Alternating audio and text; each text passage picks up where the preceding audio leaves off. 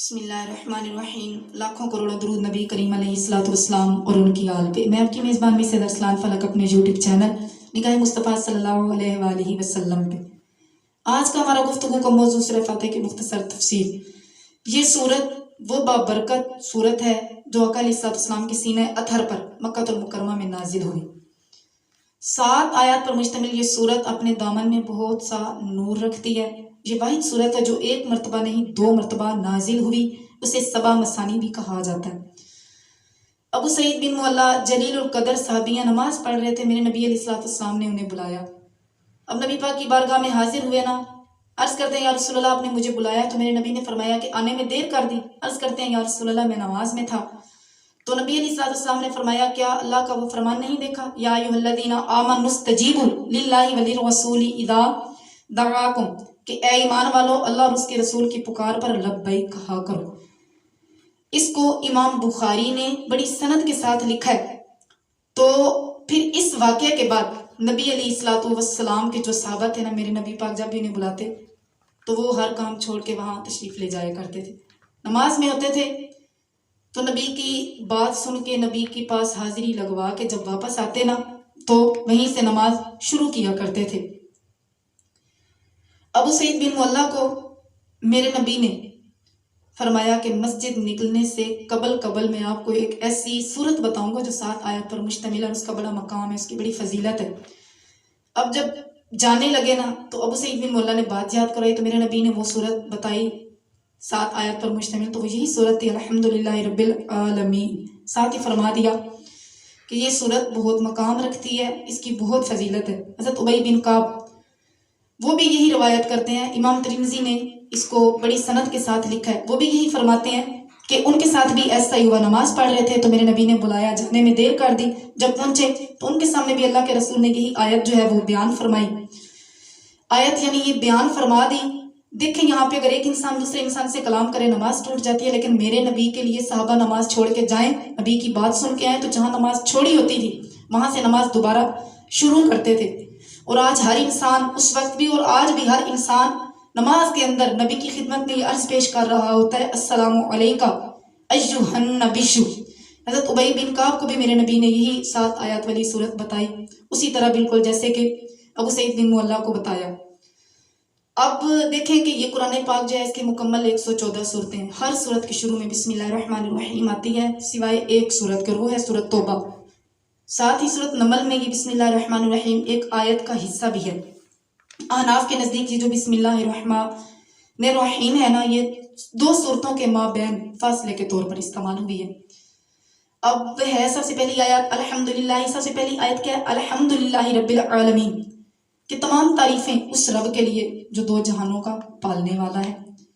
اب 2 جہانوں میں یہ نہیں ہے کہ صرف مسلمان ہیں، اللہ فرما سکتا تھا نا کہ رب المسلمین یعنی مسلمانوں کا رب ہے، یا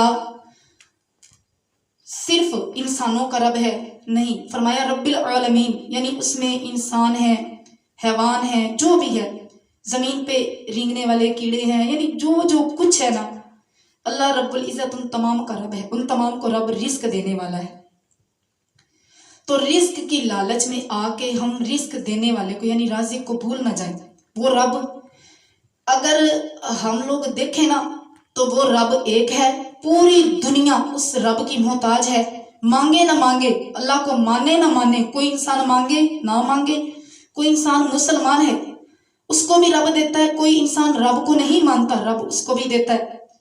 حضرت سعدی شرازی نے بہت پیاری بات بتائی کہ ایک شخص کا گزر جنگل سے ہوا، جب وہ جنگل سے گزر رہا تھا نا تو وہاں پہ ایک لومڑی تھی، اس لومڑی کے پاؤں بھی نہیں تھے، ہاتھ بھی نہیں تھے۔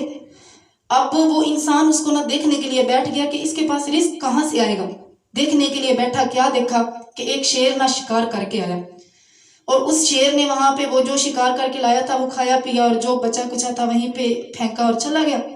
وہ لومڑی جس طرح بمشکل طریقے سے وہاں پہنچی اس نے وہ کھا پی لیا۔ جب وہ انسان دیکھ رہا تھا نا، جا کے غار میں بیٹھ گیا، اس نے عبادت کرنا شروع کر دی۔ اس نے کہا کہ جو رب اس لومڑی کو رزق دے رہا ہے مجھے بھی دے گا، کیوں نہ میں اس رب کی رات دن عبادت کروں۔ آدھا دن گزرا نا تو اس کے پاس کچھ کھانے کو نہ تھا، ایک غائبانہ آواز آتی ہے کہ لومڑی نہ بن تو شیر بن، کہ لومڑی کے پاس تو ہاتھ پاؤں نہیں تھے، تو اس کے پاس وہ شیر نے آ کے کھایا پیا، جو رکھ گیا اس نے کھا لیا. یعنی تو شیر بن، تو اتنی محنت کر، تو اتنا کما کہ رب کو بھی تو یاد رکھ، اور جو تو رب نے تجھے ہاتھ پاؤں دیے تو کما کے تیرے پاس جو رزق ہوگا تو وہ رب کے لوگوں میں، غرباء میں، ضرورت مندوں میں تقسیم کر سکتا ہے. تو یہاں پہ یہ بات ہے. اور اللہ رب العزت جو ہے تمام جہانوں کا رب ہے نا، وہ یہ نہیں کہتا کہ فلاں بندہ میرا دشمن ہے، مجھے نہیں مانتا، میرے نبی کو نہیں مانتا، تو اس کے پاس سے جو ہے میں رزق لے لوں. یا ہوا کو حکم نہیں دیتا کہ وہ میرا دشمن ہے، اس کو ہوا اس کے پاس سے نہ گزرے.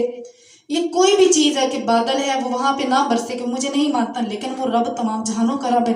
ارے جو نہیں نہ مانتا اس کو رب زیادہ نوازتا ہے. بلکہ ایک حدیث پاک میں ہے، حدیث پاک کے الفاظ کیا ہیں کہ اگر ہم مومنوں یعنی ہم مسلمانوں کی دل شکنی کا خیال نہ ہوتا، رب کو لحاظ نہ ہوتا، تو کیا ہے حدیث کے الفاظ کہ یہ جو کافر ہے نا، جو اللہ کو نہیں مانتے، اللہ کے نبی کو نہیں مانتے، ان کے گھروں کی جو سیڑھیاں نا وہ سونے اور چاندی کی بنا دی جاتی. وہ مانتے نہیں ہیں لیکن ان کی گھر کی سیڑھیاں سونے چاندی کی بنا دی جاتی. وہاں پہ کیوں نہیں بنایا گیا انہیں کہ پہلے ہی مومن، پہلے ہی ہم مسلمان رب سے شکوہ کرتے ہیں کہ ہم تو نمازیں بھی پڑھتے ہیں، ہم تو قرآن بھی پڑھتے ہیں، ہم تو عبادت بھی کرتے ہیں، لیکن ہمارے پاس رزق تنگ ہے. پہلے ہی مومن شکوہ کر جاتے ہیں نا. ہمارے سامنے بھی بہت ساری باتیں ہیں، انسان شکوہ بہت جلدی کرتا ہے.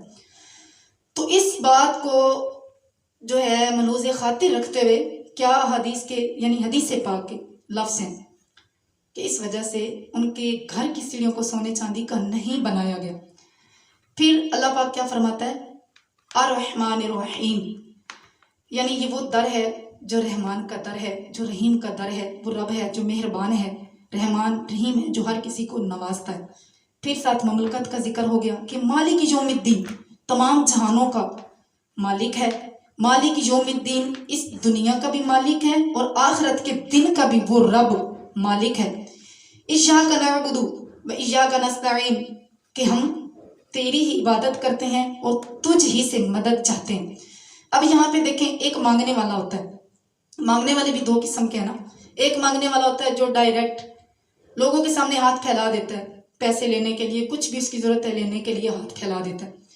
ایک یہ مانگنے والا ہے، اور دوسرا مانگنے والا وہ ہے جو پہلے جا کے دعائیں دیتا ہے.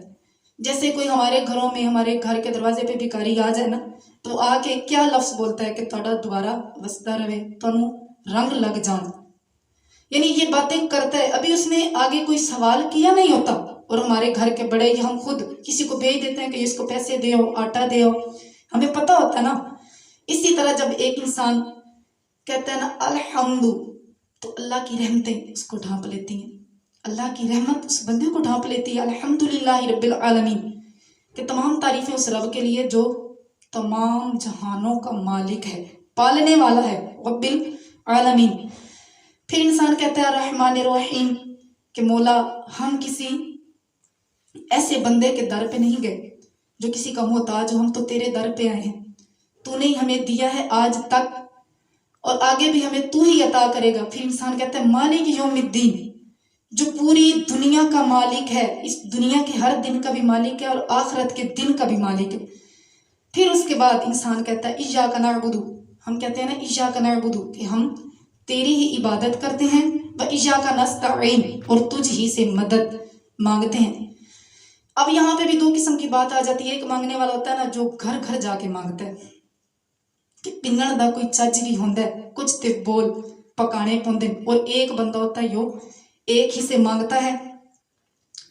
ایک سے کیسے مانگتا ہے؟ پہلے اس کی تعریفیں کرتا ہے، پھر اس کو کہتا ہے مولا ہم تیری ہی عبادت کرتے ہیں اور تجھ ہی سے مدد چاہتے ہیں.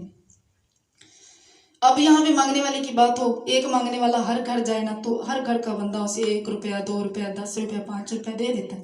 لیکن ایک ایسا بندہ ہوتا ہے جو ڈائریکٹ ایک گھر میں جاتا ہے، پہلے 5-10 گھر چھوڑ کے، اور اسے جا کے کہتا ہے کہ میں تو تیرے پاس ہی آیا ہوں، اتنی دور سے سفر کر کے، اور میں تمہارے سے ہی لیتا ہوں، تم نے ہی مجھے دینا ہے. جب ایک انسان کہے کہ میں اتنا سفر کر کے آیا ہوں، تیرے سے مانگنے آیا، بس تیرے پاس آیا، تو وہ انسان 5-10 روپیہ اسے نہیں دے گا، بلکہ وہ اسے جتنی اس کی استطاعت ہوگی وہ اس کو اتنا نوازے گا.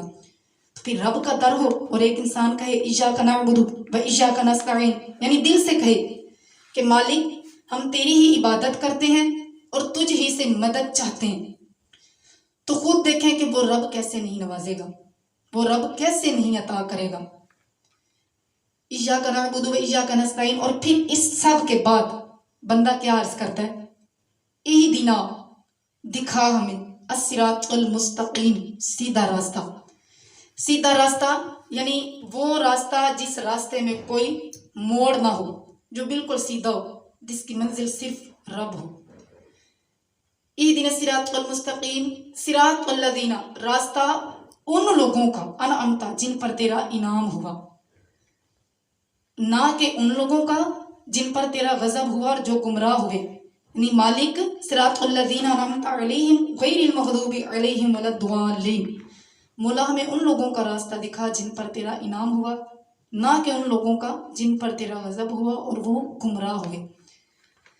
اللہ رب العزت ہمیں بھی صرف اور صرف اللہ رب العزت کے آگے سر جھکانے اور رب سے مانگنے کی توفیق عطا فرمائے کہ دنیا تے وہ سکھ نہیں پاندا جڑا دو گھراں دا سانجا، دنیا تے وہ سکھ نہیں پاندا جڑا دو گھراں دا سانجا، اکو پاسا رکھنی ہیرے یا کھیڑے یا رانجا۔